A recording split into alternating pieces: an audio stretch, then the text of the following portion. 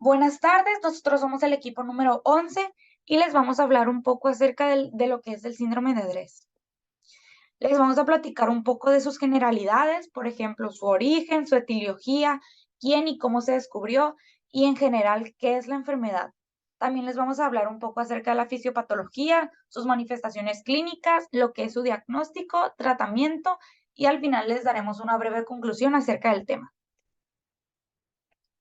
Los medicamentos son elementos que mejoran nuestra calidad de vida de diferentes maneras. Entre sus beneficios se encuentran brindar analgesia, mantener una armonía en las funciones de nuestros órganos y sistemas. Sin embargo, el uso de medicamentos no está exento de problemas.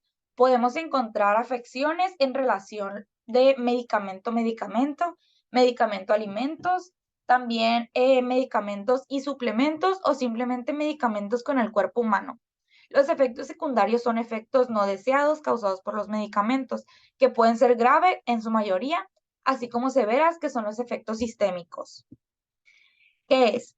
El síndrome de Dres es una enfermedad rara, grave e inducida por drogas. Se caracteriza por una erupción polimorfa diseminada, fiebre y compromiso multiorgánico.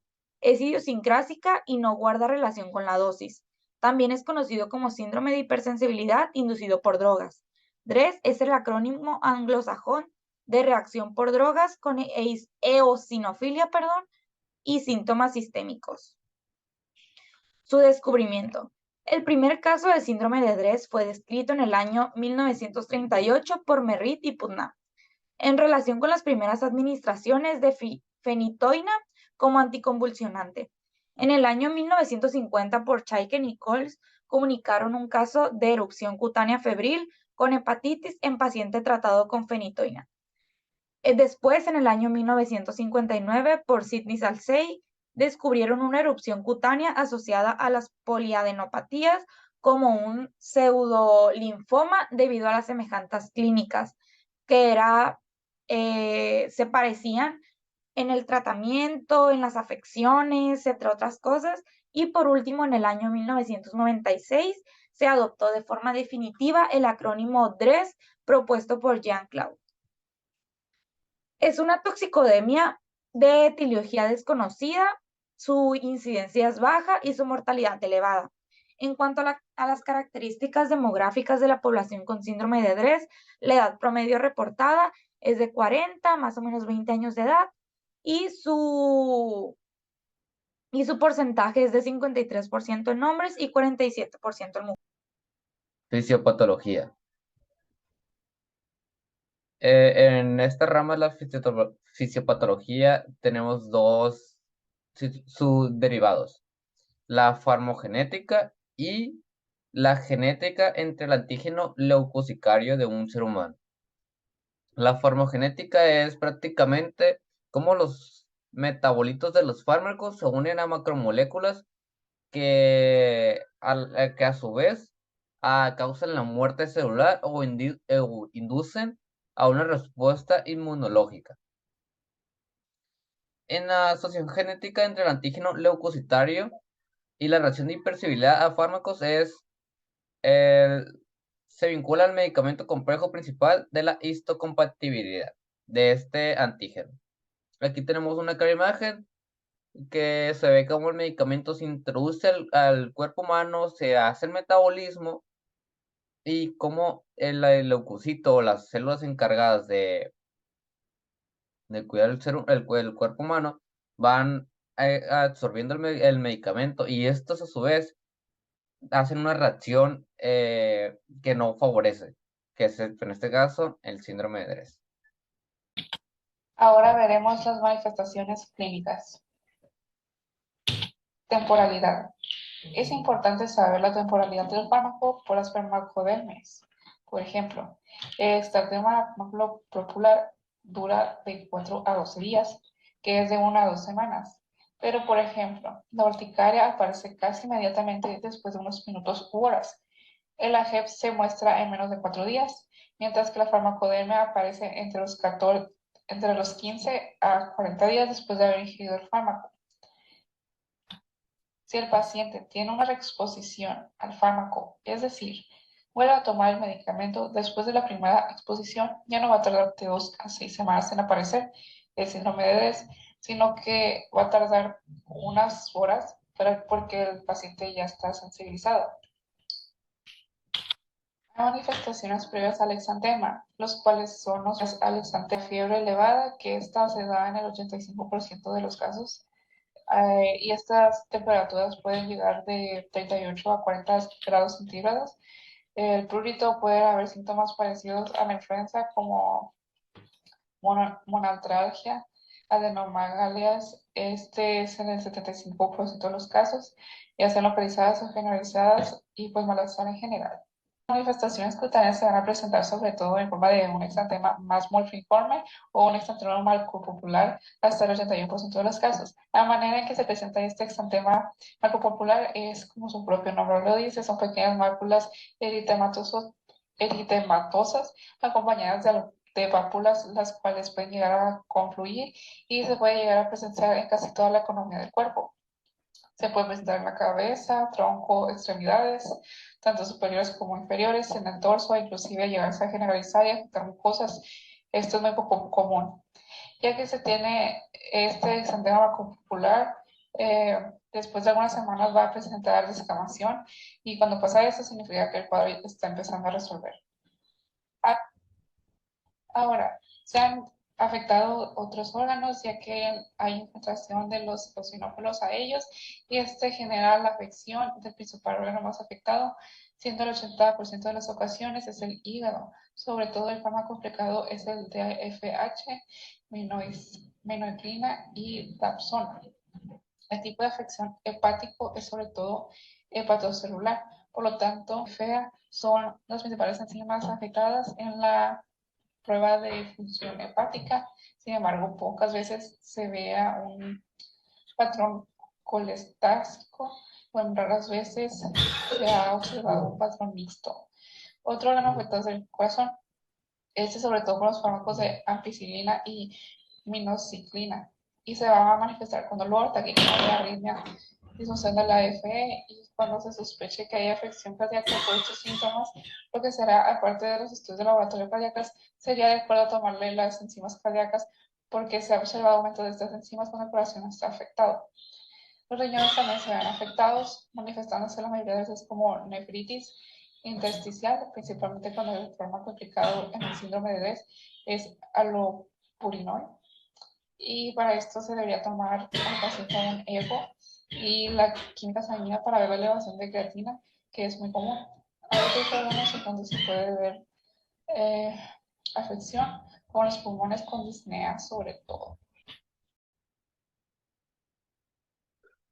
Buenas tardes, yo soy Alexander y les voy a hablar sobre el diagnóstico del síndrome DRESS. El diagnóstico del síndrome DRESS puede establecerse con base en hallazgos clínicos y de laboratorio. Actualmente existen dos sistemas de puntuación disponibles: el Registro Europeo de Reacciones Adversas Cutáneas Severas, REGISCAR, y el Comité Japonés de Investigación sobre Reacción Adversa Cutánea Severa, JSCAR. Con base en los dos sistemas de puntuación mencionados, las reacciones se pueden clasificar como definitiva con un puntaje de 6 en el REGISCAR y hidrosalpático con un puntaje de 5 según el JSCAR. El virus del herpes humano no fue investigado debido a las limitaciones de esta prueba. Los criterios de diagnóstico del síndrome de DRESS, de acuerdo al REGISCAR, son hospitalización, sospecha de reacción secundaria a fármacos, exantema agudo, fiebre mayor a 38 grados, hipertrofia glandular por lo menos en 2 sitios, daño de algún órgano interno, biometría hemática normal, linfocitos por debajo o superiores a los límites normales, eosinófilos superiores a los límites normales o trombocitopenia también. Para un diagnóstico se requiere de 3 a 4 criterios cumplidos. Y de acuerdo al JSCAR, los criterios son: 1. exantema maculopapular 3 semanas después del inicio del fármaco sospechoso, síntomas clínicos prolongados 2 semanas después de la suspensión del fármaco sospechoso, fiebre mayor a 38 grados, anomalías en las pruebas de función hepática, leucocitosis o leucopenia, linfocitos atipáticos con frotis de sangre periférica, eosinofilia, linfadenopatias o la reactivación del virus del herpes humano tipo 6. El diagnóstico se confirma con la existencia de 7 o más criterios cumplidos. Y ahora les voy a hablar sobre la importancia de su diagnóstico. El síndrome de Dress es una reacción adversa de tipo retardada, asociada con ciertos tipos de fármacos, caracterizada por eosinofilia y síntomas sistemáticos. Es importante la precisión diagnóstica y la relación causal con los fármacos porque las manifestaciones son potencialmente reversibles.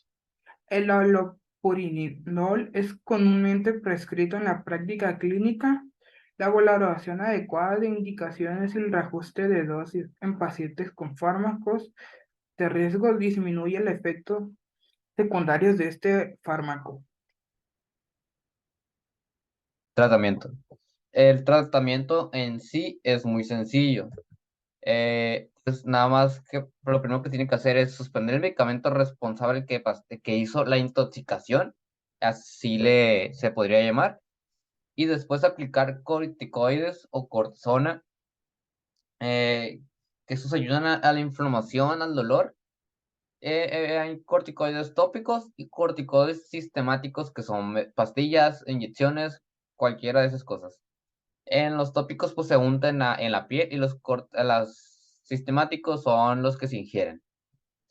Como les dije, el tratamiento es muy sencillo. Lo más importante es suspender el medicamento responsable. Por último, les vamos a hablar un poco acerca de lo que es en general la enfermedad, su importancia y las referencias. El síndrome de Dress es una entidad toxicodérmica grave de tipo idiosincrático, caracterizado por fiebre eosinófila, marcada linfadenopatías o incluso puede evolucionar a una afección sistémica. La patología está determinada por la hipersensibilidad cutánea asociada a múltiples fármacos y al ser un cuadro sindrómico con presentación variable.